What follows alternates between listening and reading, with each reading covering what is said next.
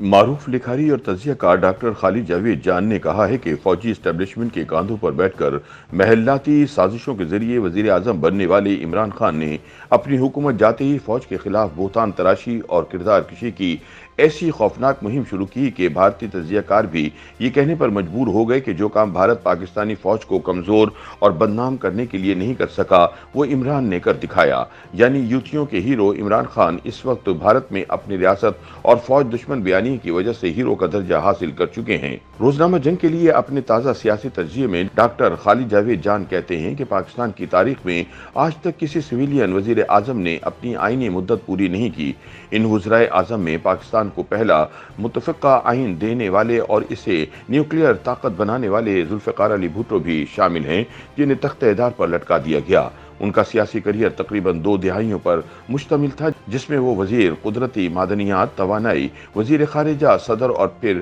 پہلے منتخب وزیر اعظم کے عہدوں پر فائز رہے اور ہر حیثیت میں شاندار کارکردگی کا مظاہرہ کیا۔ وہ صرف ایک سیاسی رہنما نہیں بلکہ ایک سیاسی مفکر بھی تھے اور ان کی صلاحیتوں کا اعتراف دنیا کے بڑے بڑے رہنما کیا کرتے تھے۔ ان کی شہادت کے بعد ان کے خاندان اور پارٹی نے جو صعوبتیں برداشت کی، ان کا عشر اشیر بھی کوئی اور سیاسی جماعت پیش نہیں کر سکتی۔ ان کے دونوں نوجوان بیٹوں کو بے رحمی سے شہید کیا گیا اور ان کی بیٹی محترمہ بے نظیر بھٹو، جس نے نہ صرف فوجی ڈکٹیٹروں کے خلاف جمہوریت کی بقا کے لیے طویل جنگ لڑی بلکہ اپنے بابا کی طرح جان کی قربانی بھی دے دی۔ خالد جاوید جان کہتے ہیں کہ ان کی شہادت کے بعد سندھ کے طول و عرض میں شدید ہنگامے شروع ہو گئے، لیکن ان کے شوہر آصف زرداری نے، جو خود بھی 11 سال جھوٹے مقدمات میں پابند سلاسل رہے، کبھی ریاست کے خلاف ایک لفظ تک نہ کہا، بلکہ یہ تمام تکالیف سہنے کے باوجود پاکستان کھبے یعنی پاکستان زندہ باد کا نعرہ لگایا۔ اس طرح اقتدار سے کئی مرتبہ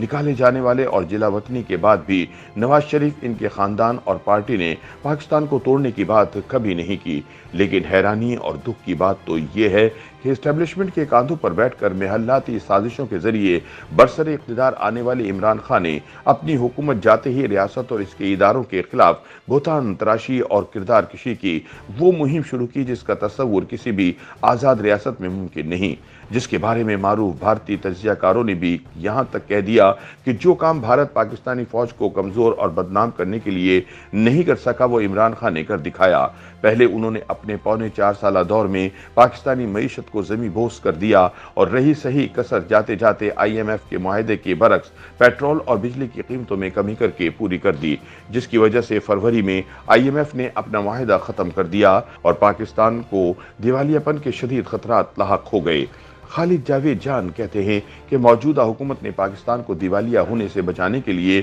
مشکل ترین فیصلے کیے، جس کا شدید مالی بوجھ پاکستان کے غریب عوام اور سیاسی بوجھ حکومتی اتحاد کو بھگتنا پڑا۔ لیکن اقتدار کی ہوس میں منتقم مزاج عمران خان کی تسلی نہ ہوئی اور ان کی ہدایت کے مطابق ان کے سابق وزیر خزانہ شوکت طرین نے اپنی پوری کوشش کی کہ IMF کا پروگرام بحال نہ ہو، تاکہ عوام جو پہلے ہی مہنگائی کے بوجھ تلے دبے ہوئے ہیں اور جن پر حالیہ قیامت خیز سیلاب نے مصائب کے مزید پہاڑ توڑ دیے ہیں، اتنے مجبور ہو جائے کہ ملک انارکی اور انتشار کا شکار ہو جائے۔ گویا محض اپنے اقتدار کی خاطر ملک کی سلامتی کو بھی داؤ پر لگا دیا گیا، جس کا کوئی ذی شعور اور محب وطن پاکستانی تصور بھی نہیں کر سکتا۔ خالد جاوید جان کہتے ہیں کہ صرف یہی نہیں، عمران خان کی سیاست دھرنوں، گھیراؤ، جلاؤ اور نفرت انگیزی پر محیط رہی اور بحیثیت حکمران بدترین گورننس، معاشی تباہی، سیاسی انتقام، میڈیا پر آمرانہ پابندیوں اور مذہبی بلیک میلنگ سے عبارت ہے۔ اقتدار میں آنے سے پہلے انہوں نے 1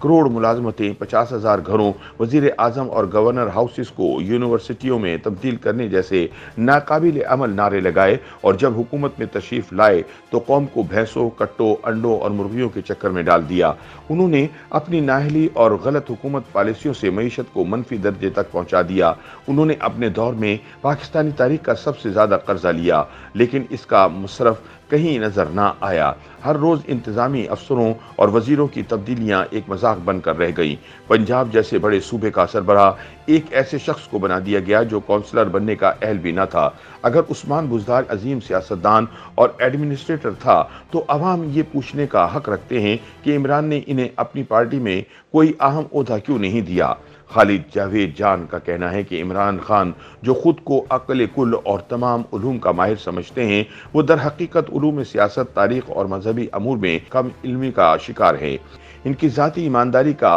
पर्दा चाक करने के लिए ममनूआ फंडिंग, तोशा खाना के तहाइफ ही काफ़ी हैं। वो इंसाफ के बारे में खुलफाए राशिदीन की मिसालें देते नहीं थकते, लेकिन खुद को हर कानून से बालातर समझते हैं। तौहीन अदालत इनके लिए कोई मसला नहीं। वो एक मुकम्मल कंफ्यूज शख्स है जो कभी रियासत मदीना का नारा लगाते हैं और कभी मगरबी जमहूरियत और चीनी निज़ाम का, और कभी मोहम्मद बिन सलमान की तरह के इख्तियारात मांगते हैं।